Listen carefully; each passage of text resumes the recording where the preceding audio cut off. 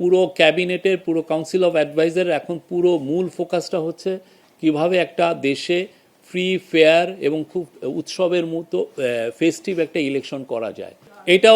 এইটা নিয়ে কথাবার্তা হচ্ছে। এটা এখনও ফাইনাল ডিসিশন হয়নি, বাট আপনার অতি শীঘ্রই ফাইনাল ডিসিশন দেখবেন।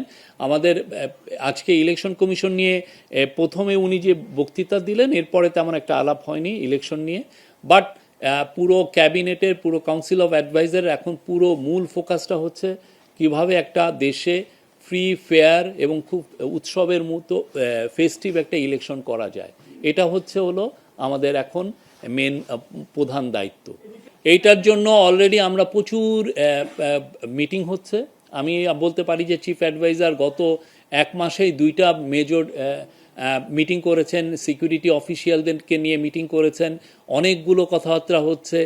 একটা কথাবার্তা হচ্ছে যে কত বেশি সংখ্যক আমরা আনসার, পুলিশ এবং ইভেন মিলিটারি ট্রুপস আমরা কত বেশি নিয়োজিত করতে পারি সেটা খতিয়ে দেখা হচ্ছে। আগে তো আমাদের ছিল যে 8 লক্ষর মতো মানে দেওয়া যাবে। এখন চিন্তাভাবনা করা হচ্ছে যে আরও বেশি দেওয়া যায় কিনা, আরও 40-50 হাজার অ্যাড করা যায় কিনা। আর্মির তরফ থেকে আগে একটা ধারণা ছিল যে 60,000 ট্রুপস ডিপ্লয়েড থাকবে। এখন চিন্তাভাবনা করা যাচ্ছে এটা কত বেশি সংখ্যক নিয়োজিত করা যায় সেগুলো নিয়েও কথাবার্তা হচ্ছে।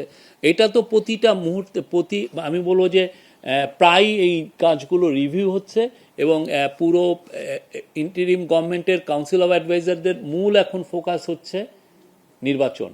অবশ্যই আমাদের রিফর্ম এবং আমাদের ট্রায়াল, যেটা জুলাই অগাস্টে যে হত্যাকাণ্ড হলো সেটার ট্রায়ালটা আমাদের একটা বড় দায়িত্ব, এছাড়াও 2টা বড় দায়িত্ব।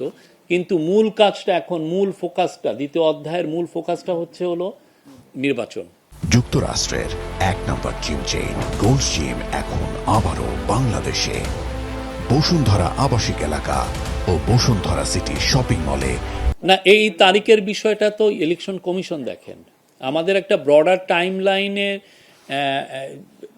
টাইমলাইন ইন্টারিম গভর্নমেন্ট যে চিফ অ্যাডভাইজার উনি দিয়েছেন এবং এখন এটা ইলেকশন কমিশন তারা এক্স্যাক্ট ডেটটা জানাবেন। এটা ওনাদের দায়িত্ব, ওনারা এটা আপনাদেরকে জানাবেন।